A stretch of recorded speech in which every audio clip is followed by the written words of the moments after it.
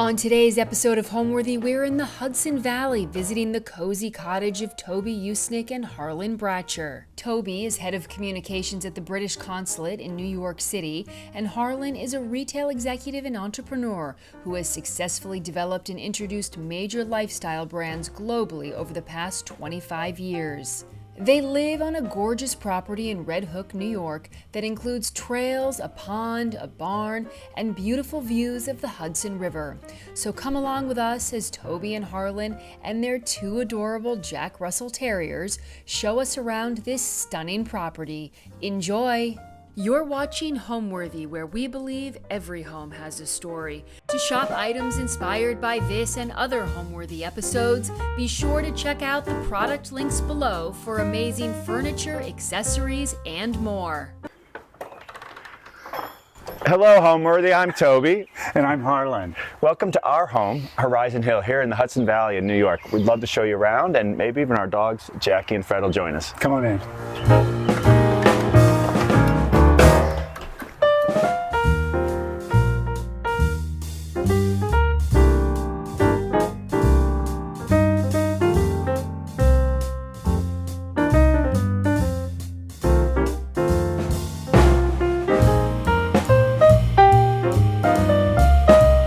In the Hudson Valley of New York State, about 100 miles north of New York City, on the Hudson River. We look over the Hudson River at a nature preserve called Tivoli Bays, which is twice the size of Central Park.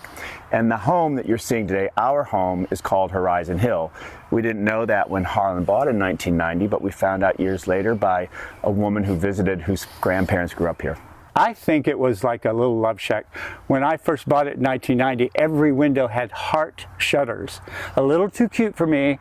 There's still one that we can show you, adorable, but there was no kitchen or bathroom, so to build a stone house like this to come and look at the views, it had to be a romantic reason. Now we're going to go into the house, into the living room. You should know, though, that this house is built to celebrate nature, so we live as much of the year as possible outside as well as inside.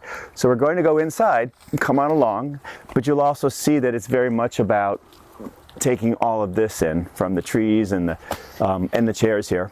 So we're going to go into the living room first. This is the original stone cottage from 1938, and you can see the stone up there that's engraved. All right, let's go on inside. Let me bring the dogs. Okay. Our dogs are getting in trouble.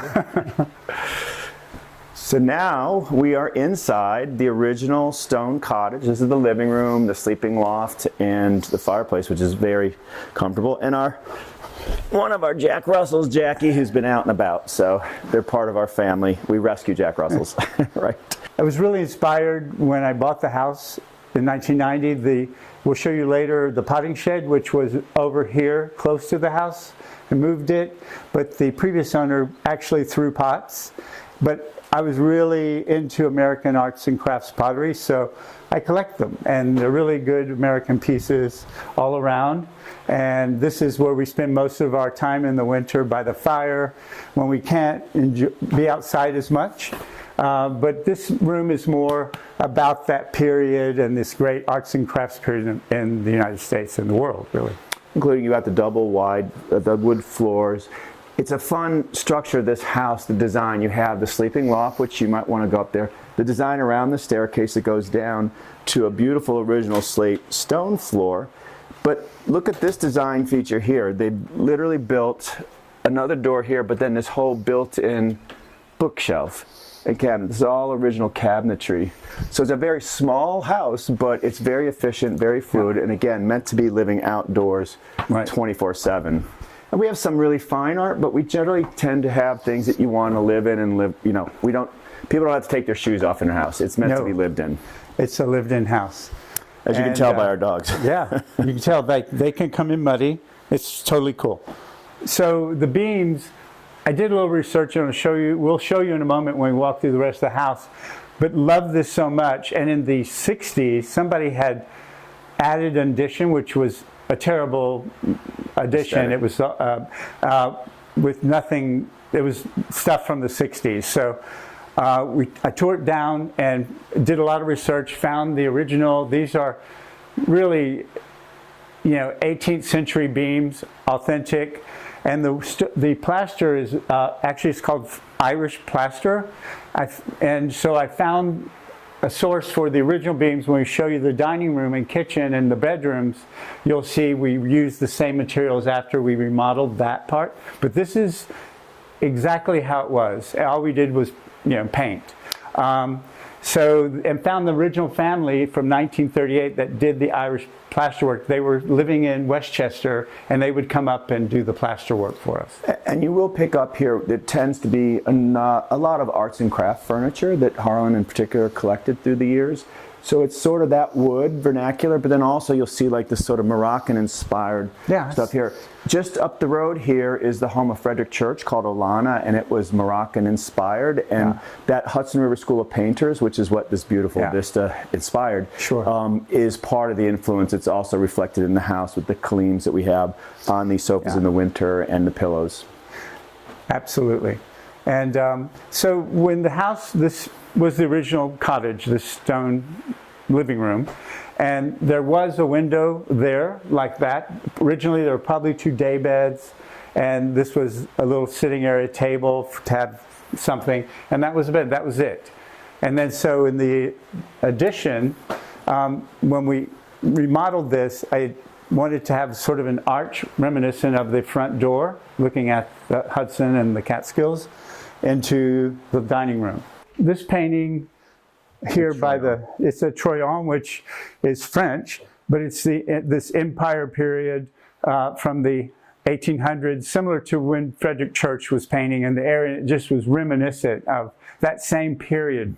There was fine art mixed with this like rustic style, and which we love. And you've got the rosewood all the pottery is mostly American, but there are some French pieces and Dutch pieces from the same period. And then we also have over here, we had a wonderful neighbor who since passed. Kate was her name, Kate and Lou, who lived across the street. And Kate was a sculptor, and she gifted to us when she was dying. It was a horsewoman, and she actually sculpted this and had it done in bronze. And it's a beautiful tribute to her. But Harlan also grew up on horses. We ride, but she was we feel her presence with this. She also gave us the Remington upstairs, the replica of the horse and cowboy, which is a Remington-inspired work.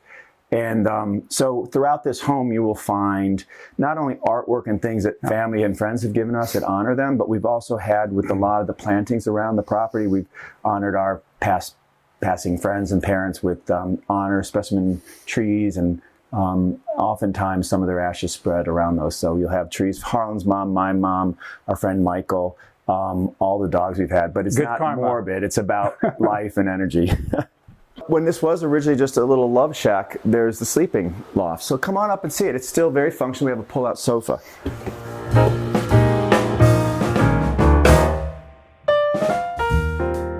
So this was all built in as well. This is the original carpentry, the shelving. You can see how, excuse me one second, hon. This was our friend Kate's gift to us. Remington. But all of this original carpentry, and like they don't build it like this anymore, really. Okay. And again, porcelain and pottery we've collected through the years in Laos, Cambodia. But if you, like in the view from here of like the gardens and the potting shed, which we'll see later, it's again, every little space has an outdoor, it was designed that way. And it pulls out a sofa bed. We had that custom fit to come in here. And then this is our work area in a COVID area. Harlan and I are also pilots, so you can see our photographer friend Philip did this portrait of us in his plane, filming us in our plane over the Hudson Valley in the fall. It's quite a beautiful shot. People try to make things, turn them into something they're not. The reason, when I first was looking at this house, looking in the area in 1990, I thought I needed a big, Greek revival, 8-bedroom mansion kind of thing, just, with 2 sheepdog kind of thing. And I realized, I hate that. What am I doing? And I ran across this and I thought, wow. And it was so special. There were no gardens, no views, but it had such soul. So as we all know, no matter how big the house or the home or the apartment, people always end up in the kitchen. So why don't we all go down to the kitchen and see where we hang out or not?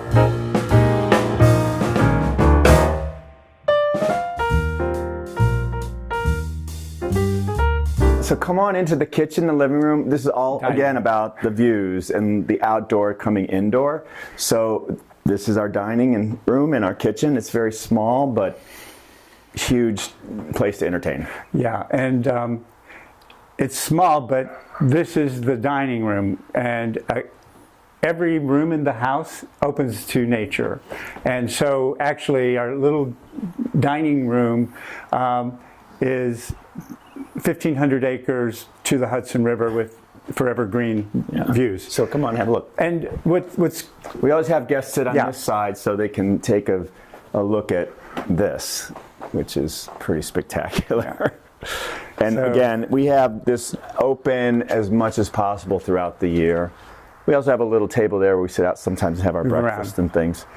this was, I knocked this down, and this is where I was talking earlier about the beams. The plasterwork is all same period as the original house that was built in '38 from the 18th century beams and the Irish plasterwork. And the arts and crafts chandeliers throughout the and house. all of the arts and crafts. So we collected mission. Monks had chandelier and sconces we have in the bedroom and the dining room here and in some bathrooms. Now this is a great story about, you know, the kitchen is small, but also to have the views and sit here. It's nice to pass things this way, so it's a super functional thing.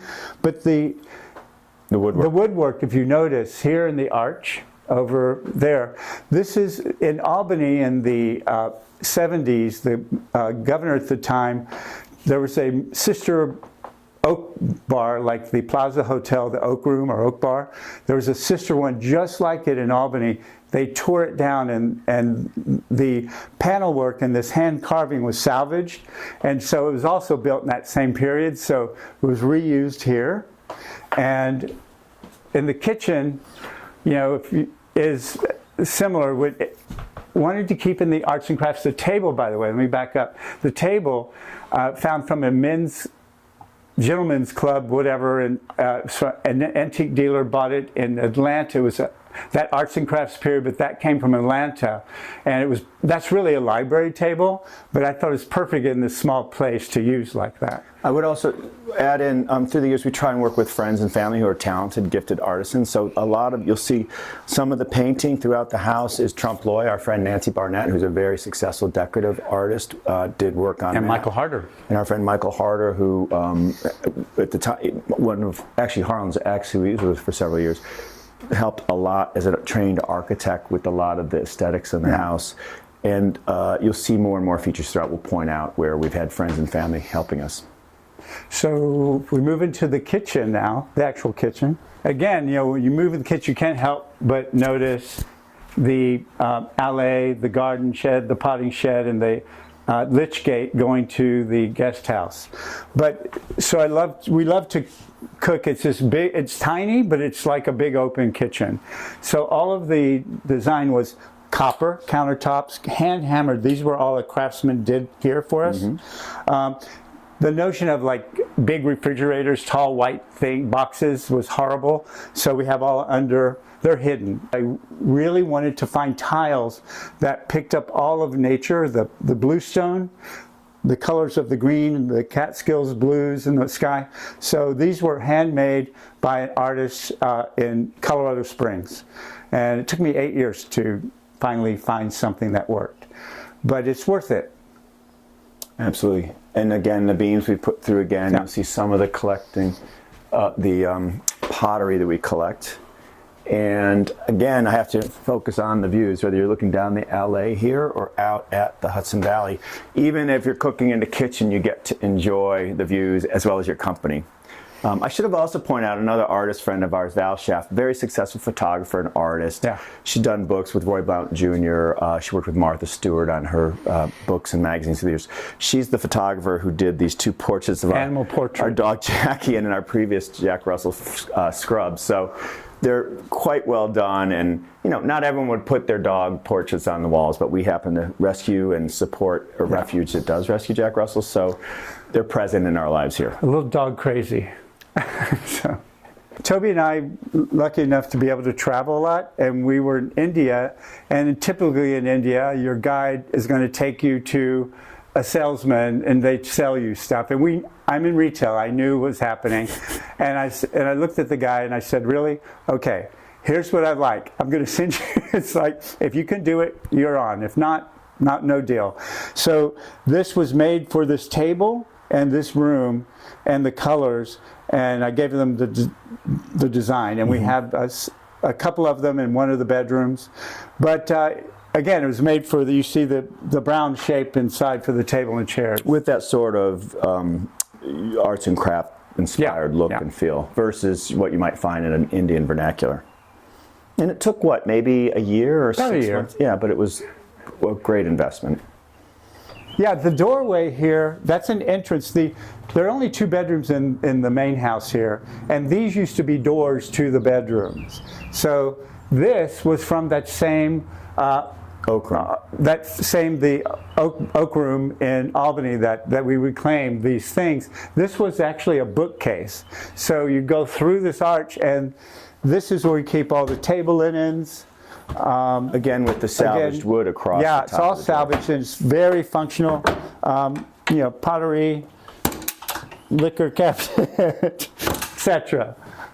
When you love a home like this, it's never done, but I would say that this was in storage for many years. You have cash flow challenges no matter who you are, so you do things in phases. So this was about 10, 12 years ago, we did a slight addition, which we'll show you, and this we put in then, but had been in storage for, at least 15 years prior to that?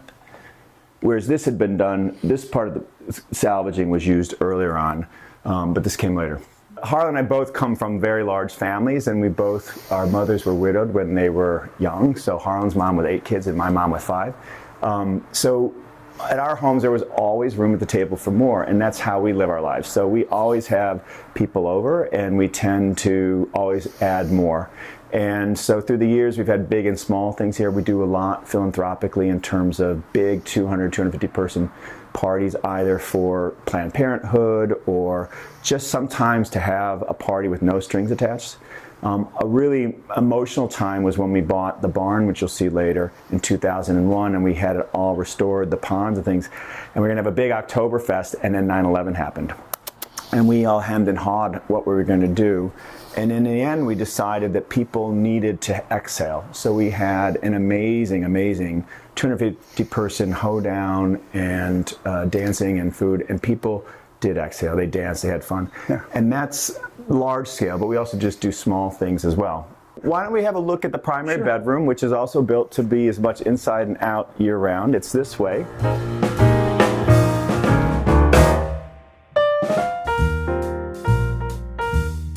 Okay, so now we're in the bedroom. We did about 10 years ago extend this out, but it's still a rather small room. We also have ample storage room because we basically have drapes around the closet. But more practically, again, it's about outdoor living. So you can go in and out any number of ways. I actually just wrote a new book, so that's our nightstand reading, Connecting the Dots with my friend Samir. And then, again, if you look, this is Harlan's genius idea, and also on my TikTok, Funkle Toby, the fun uncle you never had. This got a lot of hits. I think I've now got 1.1 million hits. This was, Harlan, you want to take us through this? Sure. Yeah. So if I go missing, look in the tub. Well, the idea of this, again, keeping it, we talked earlier about keeping it small, what it should be.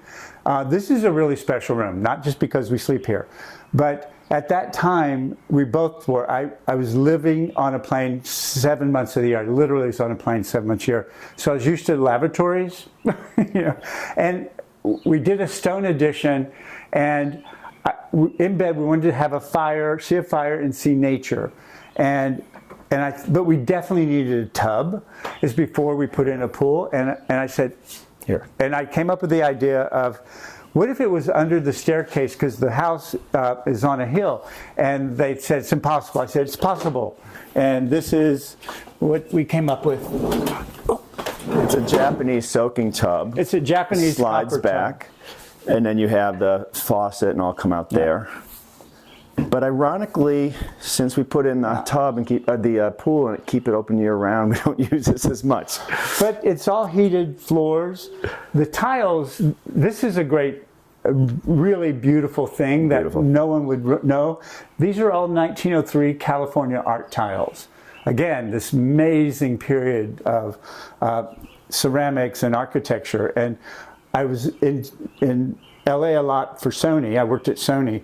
And in this antique dealer, I went in and they had these boxes of these tiles.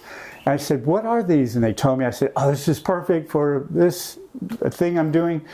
And I said, can you just send them to me? I bought them. And he goes, no. He goes, I'll send you one and see if it makes it. I was super nervous. So he sent it and I got it and it was chipped. And he had his father drive his old Cadillac from LA in the trunk of the car, all these tiles, and hand deliver them to us.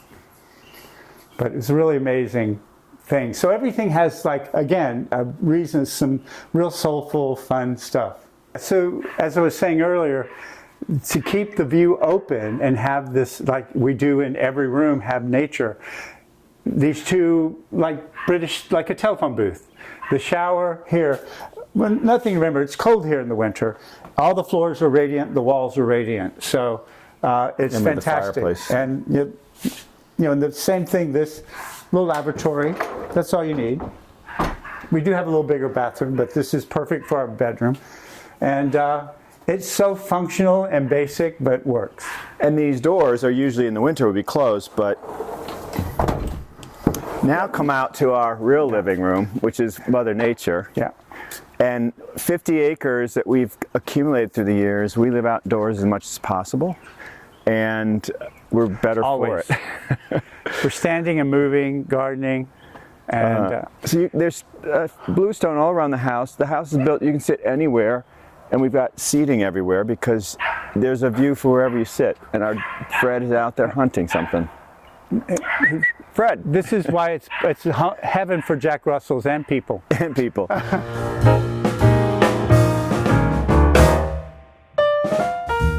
We have expanded this sort of our outdoor kitchen and dining room as well. And if you come over here, you can see the situation of the two axes of the house. So again, this is our outdoor living area. We're here as much as we can. Lots of fun, big and small parties. So dining table, and then here's the view of the Hudson River again, which Fred is going to show you. And then the LA is going back north-south.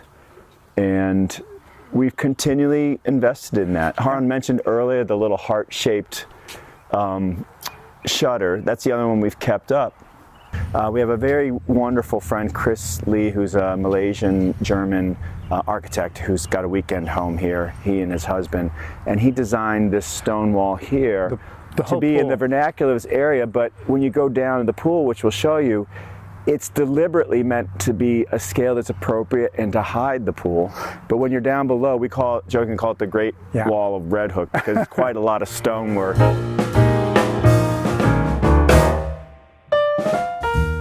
So we'll go down to the pool now, our little secret pool hidden.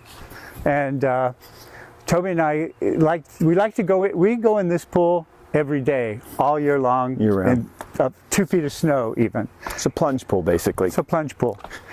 Because again, you don't need more.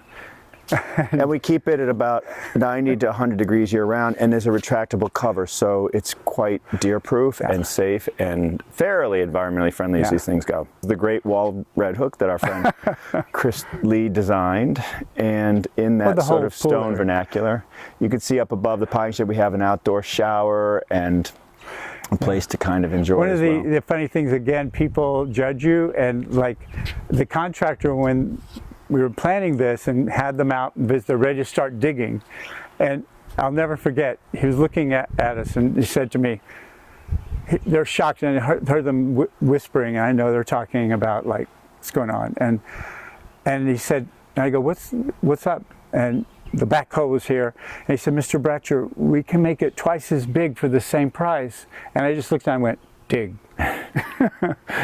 So we put This is what steps it's in supposed to here be. for the dogs to get in and out. They do. Some of our dogs have liked to swim, and then we sit there and have our drinks and chat. And it's also salt water, which is really quite easier on the skin. And then we have, you know, like the sunbrella fabric, which has really served us well. We have a friend, Darlene, another friend, who's a great seamstress, and she's done everything from these cushion covers, the pillows, the She's great. drapes, and it's wonderful to be able to support local talent. Yeah. And they are with you for decades, and we really value that. And the things are special. The tables and the stools. These are these stool Balinese. tables. They're from Bali, and there's a German artist. They're from a solid trunk, teak trunk, not like veneered. And these were shipped over, but they're beautiful pieces. You can tell, like the stools. That's from a solid giant piece, not veneered. But it's a lovely, quiet sanctuary here. And our friend Michael Rauschenberg, who was the broker who sold us our apartment in the city, and then when we sold it 25 years later, sold it again for a record price. He gifted to us as a thank you this beautiful Mugo pine. He sadly died a little over a year ago, so now we kind of cherish having that there to be reminded of him. And when his husband comes over, he gets to see it as well. So it's we always feel like there's these friends and family are still with us. Yeah, we plant something for most people that pass. So. Yeah. So, and if we keep going this way across the ridge, you'll see the potting shed, and then you can see the pond, which is also quite swimmable and lovely.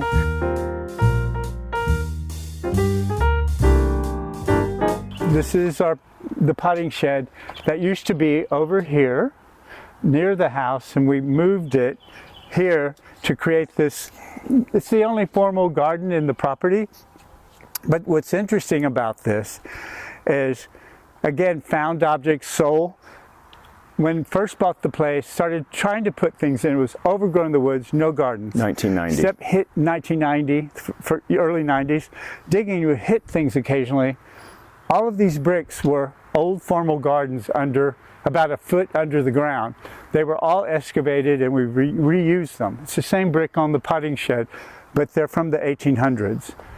And so the shed is great, and it's a real working garden shed.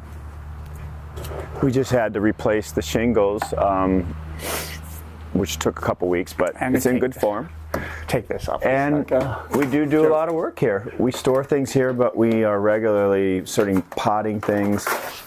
We're very active on the trails and the lawn, so there's lots of equipment here. And we also had some birds, little finches nesting in there more recently.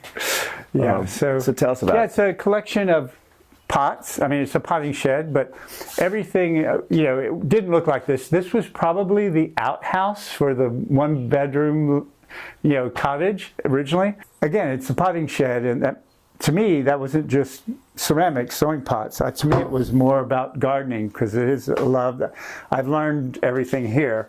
But instead of having a bunch of bags that things live in, we created in these cabinet tops, lift up. I mean, this gets a little moist from the soil, so I've got to do something. But it's full of potting soil. So literally, you take your pot, and you got, instant, easy, plant potted. And different times of year, in and out. It's a great way to do it, because people won't use it or won't do things if it's too hard, and this makes it easy. This is a funny side. You'll see one out by the shower, but these little stools, they're Philippe Starck. Not what you would think. And he designed them for the Hudson Hotel in New York, and it was hysterical. I thought, I don't like gnomes normally, but thought that was pretty funny for this shed. It'd be great. But they are notable, Philippe Starck. And I bought them in Milan at the license that creates them for him. And it's so funny, I literally carried them on a plane on one of my trips and went through the security.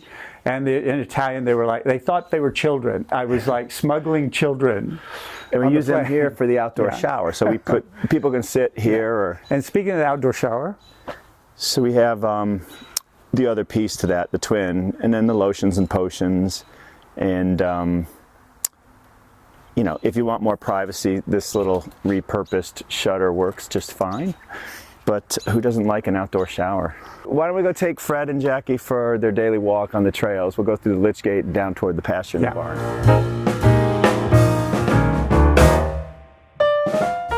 Let's do a walk on the trails. It's a big part of the reason we're up here in the first place.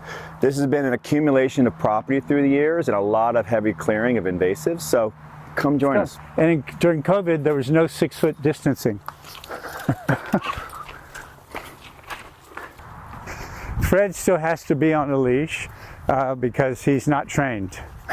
And he will not come back if he's he ready sees for his an animal. close-up. Jackie stays close. See, she is off the leash. Through the years during COVID, we really were here all the time and clearing more and more. So you'll see there's largely just vertical lines here. A lot of the fallen trees and things we've cut up, rolled, burnt. But, you know, it's always constant. We're picking things up. And then the dogs love it here. And when you get down below, you'll see we have put in trails because the wetlands are protected. And so we have beautiful boardwalks to make sure that we're not tampering with Mother Nature. And again, we're still on the ridge for the full property. The Hudson River is parallel here. Yeah. And we'll go down to the mid-tour, mid-loop. And over the years, you can see all the trails are moss covered. So you could walk barefoot, really. And we've had some parties here. We had an Oktoberfest last year. Just put a little fire together and brought in some knockwurst and beer pretzels in the keg and got people out into the woods. It is interesting how many people come up here who say they want the mountains and hiking, and they either never go or else they go way across the river where we have Tivoli Bays right here with creeks and falls and all kinds of things. And also our city friends, they're a little, when you say walk on the woods, they get very nervous and they go, don't worry, you don't have to touch the woods. This is free. An example down here. You'll see they're basically a mile and a half loops, and they're all moss covered and about 6 feet wide. So this would take you back to the pool and the barn and the pasture, this trail. This way will take us toward the southern edge of the property where we uncovered some great old stone walls from the 1800s. Believe it or not, this area used to be agriculture, so this growth is probably maybe 100 years old at most. This entire part of the country are all apple orchards. So just for fun, because I spend so much time here, I bought online some of these trail map. It's a little aged It's not a now. state part. It's like our fun, like friends walking. They go, what if I get lost? They said, you will not get lost. When you They're do marked. hike New York State trails, like Tivoli Bays across the way, they have different colors, and that's how you'll know which trail you're on. The color of marker. I bought red, blue, and gold for ours because we have three different paths in this system. Yeah. You can't get lost though, it's one big loop, but it's kind of fun. And then there's some fun signs that just say, walk with the arrow. See, this is Grandisosiflora. That's bad. If you touch this, it's spiky. This will be full of white flowers. And that's invasive, and I get rid of it. You have to pull it up by the roots. But another fun thing, this is not invasive. These are wild raspberries. But you can kind of see like this has fallen recently. Yeah, this just happened from the wind the other day. Yep. You never know when a storm comes what's going to happen. There's one of the oldest boardwalks here. We're going to go to the new path here and then come back around this loop, so we'll cross them. But you see, you go that way or this way. Yeah, there's one of the first boardwalks that we put in over there. And during COVID, he's got this amazing, it's like Toby's boot camp of That's a good workout. Burning logs and stacking like fallen stuff and burning it. He moves logs everywhere. I move logs. You're always given the option of taking the road less traveled, right? Yeah. Left or right. There's no wrong or right. So I mentioned earlier our friend Barbara Huey, who's a great conservationist and a botanist, and she helped us both figure out which way to lay the trails, but then to put in, for example, these boardwalks, because even though it's dry right now, throughout the year this will get quite wet. You see, this is all wet, and it is wet now in places, but the kind of plant life, the ferns, the skunk cabbage. You don't want to tamper with it because this all eventually makes its way down to the Hudson. So we put boardwalks in. Before we were here, we both spent a lot of time on Fire Island, the shelter island off of Long Island, and this is very common, the boardwalks there, so we sort of mimicked that. And this was great. Most people will never get to experience. Wetlands are beautiful. They're exquisite, and there are rules in doing anything like this. You can't use machinery, for example. So all of this was the posts were dug by hand. Everything was carried in by hand. And you'll see a little chipmunk here that I think Fred's missing, but come on. Our friend Michael Harder, when he passes, he wants to be cremated. He wants his ashes put here. So we call this sort of green lawn, like a cemetery. But they're great little places to meditate, sit, read. It's our own little Central Park. We'll do this 10-minute loop, then you get the whole thing. You won't need to come back again for B-roll. But if you do want to, Caesar, just do B-roll, let us know, and we'll let you walk around, do whatever. You know, going back to your earlier question, Ashley, like where this all goes, you know, this is not, you know, it's not Yosemite and it's not Mount Rushmore, but it's still part of the history of the Hudson Valley, and the natural stewardship of it is important to us. So this combined with the house is a nice addition to those 1,500 acres. But one thing this is like a giant aviary. In the mornings, it's crazy, the sounds, and in the early evening. He's jealous. This is dry today, but this is the main creek that goes down to the Hudson when it's this full. way to the Sawkill. So Harlan mentioned there's two ridges, the main ridge where our house is, and then this is the second one. So as you go over that ridge, it's a big wetland, lots of waterfowl, some beavers. And then further beyond that, lots of farmland. This is a very big agricultural area. Those who know New York City or the Hudson Valley would recognize the name Miglarelli. Kenny Miglarelli is a friend and farmer here. He's the largest purveyor of produce to the farmers markets in New York City, as well as here in Rhinebeck. And so over the ridge, you get to the wetlands and then the farm fields. And Gregg Farm is another one where you have a lot of great farm stands and local produce.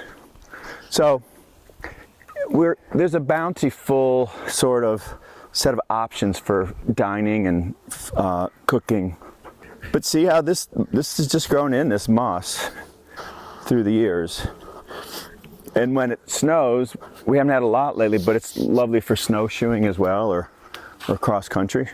But if you're cutting up trees and hauling big logs regularly, like every weekend I do, that's a great workout. And of course, you have to wear long pants because poison ivy, as well as ticks. But bee spray. Essentially, if you look around here, you're not going to see a lot of thick grapevines that are killing trees or down or half-dead trees because we've been clearing it. A lot of ferns have come in. You'll see here these beautiful natural ferns. So we tried, again, working with our friend Barbara and others, to let the native species come up. Not always easy. And we've had many people through the years who wanted to buy parcels of land or have access to part of our land. For example, to buy that for a discount, but that's all wetlands. The answer is no. And you can't develop that. We're fairly fortunate also in terms of development. Taxes are high, but they support a great school system. People love the school system here. Come on. And the highways and byways are in pretty good shape. So, and also, look, this file since last week. Oh, wow. This is the kind of stuff, this would be my weekend workout right here. This is a job for Funkle Toby. Yes, get Funkle Toby here. So I've already anticipated with the pilot. So it's nature, right? So things are going to fall, and I find great pleasure in clearing things like this. It's another bench in the woods to sit. Yeah. That must have been, well, it looks like it was rotted maybe. Yeah. A bit.